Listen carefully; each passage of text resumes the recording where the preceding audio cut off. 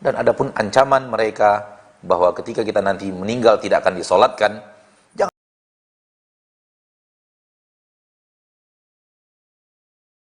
Assalamualaikum Ustaz. Waalaikumsalam warahmatullahi wabarakatuh. Saya seorang ibu rumah tangga di kampung saya. Ada acara pengajian ibu-ibu dengan baca Yasin dan sebagainya. Dan saya pernah ikut, namun sekarang saya sudah keluar dari pengajian itu. Karena setiap selesai pengajian selalu suka menggibah.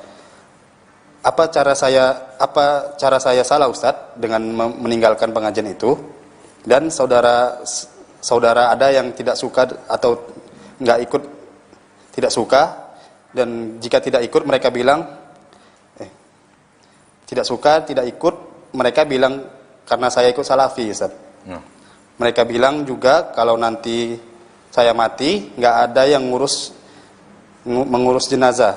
Itu saya sedih mendengar itu Ustaz. Mohon nasihat Ustaz, karena saya baru belajar sunnah dan suami juga kurang mendukung saya belajar sunnah. Terima kasih Ustaz.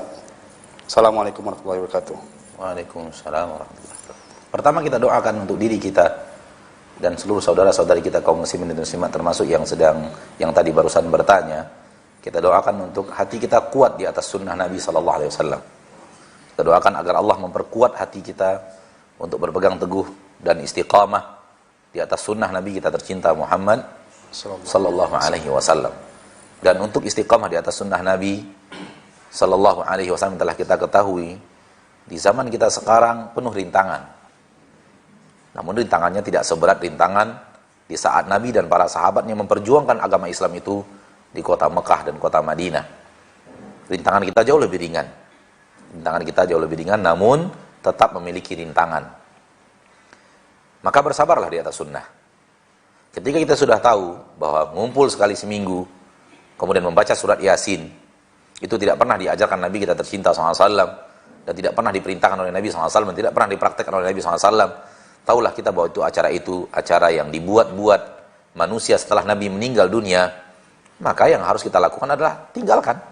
Seperti yang telah Anda lakukan. Penanya lakukan. Dan itu sudah benar. Yaitu meninggalkan acara yang tidak pernah diajarkan Nabi SAW, tidak pernah diperintahkan Nabi SAW. Walaupun kemudian akibatnya kita dituding memutus silaturahim, kita dituding tidak bermasyarakat, kita dituding beraneka ragam, dan termasuk tudingannya bahwa Anda salafi. Apa itu salafi? Salafi adalah orang yang berusaha mengikuti ulama salaf. Siapa ulama salaf? Ulama salaf adalah para sahabat. Berusaha mengikuti para sahabat.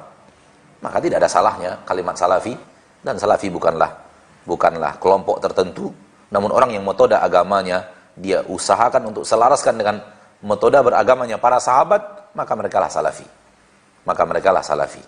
Dan bukan nama kelompok yang ada pemimpinnya, ada keterikatannya, ada cabangnya di mana-mana, tidak. Salafi maksudnya adalah orang yang berusaha mengikuti sahabat Nabi SAW dalam beragama, dan mengikuti sahabat Nabi, perintah dari Allah di dalam Al-Quran, perintah dari Nabi kita tercinta Muhammad SAW di dalam hadis. Maka dia adalah kebaikan. Oleh karena itu, bersabarlah di atasnya, dan adapun ancaman mereka bahwa ketika kita nanti meninggal tidak akan disolatkan, jangan terlalu difikirkan. Asal Anda tahu saja, orang yang terbenam di dalam laut pun dicari orang mayatnya untuk disolatkan. Apalagi Anda yang meninggalnya di kampung kaum muslimin, tidak mungkin tidak ada orang yang datang untuk menyolatkan. Jangan takut. Walaupun hanya datang untuk diri Anda yang menyolatkan hanya satu orang saja, maka fardu kifayah terwujud. Memandikan, kemudian mengkafani, kemudian menyolatkan dan menguburkan, walaupun yang melakukannya satu orang. Namun kita dengar di mana-mana ketika kaum muslimin mulai meninggalkan acara-acara yang tidak sunnah di negeri mereka, lalu yang meninggalkan acara-acara yang tidak sunnah itu dikecam oleh mereka-mereka yang masih mencintai acara-acara yang tidak sesuai dengan sunnah dengan cara yang tadi. Kalau begitu Anda tidak mau silaturahim dengan kami, Anda tidak mau bersahabat dengan kami, kalau begitu Anda meninggal nanti kami tidak akan datang untuk memandikan, kami tidak akan datang untuk menyolatkan, kami tidak akan datang untuk mengkafani. Ya. Jangan takut ya akhi. Jangan takut. Seperti yang Anda katakan tadi, orang yang terbenam di dalam laut dicari untuk disolatkan. Tidak mungkin Anda yang meninggal di tengah mayoritas penduduknya muslim, tak ada orang yang datang untuk menyolatkan, tak ada orang datang untuk memandikan.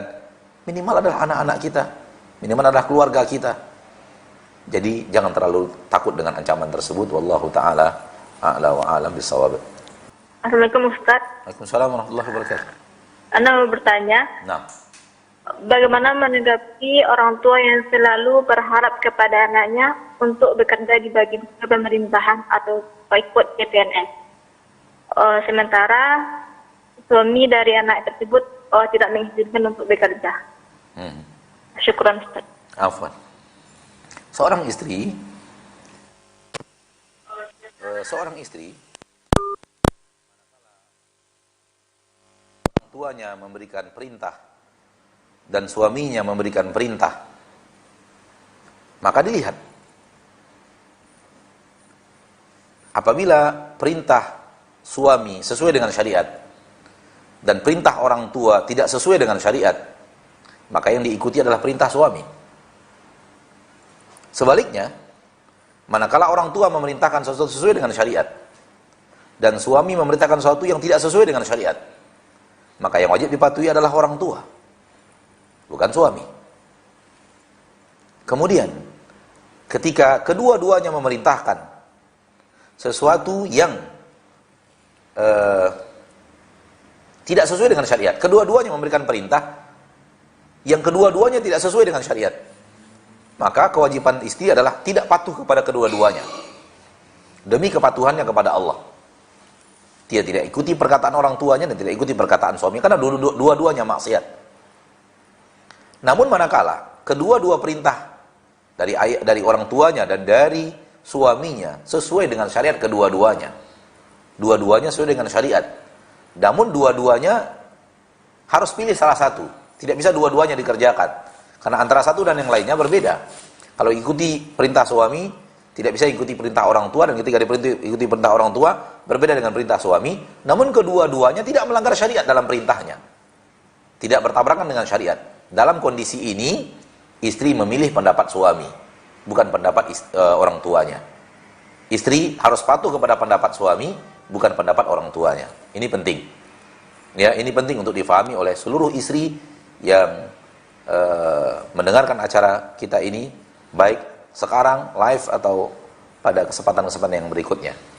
Manakala kedua-duanya tidak bertabrakan dengan syariat, namun tidak bisa digabungkan, salah satu harus diterima, salah satunya tidak bisa diterima, maka istri wajib untuk patuh kepada suami dan bukan kepada orang tuanya.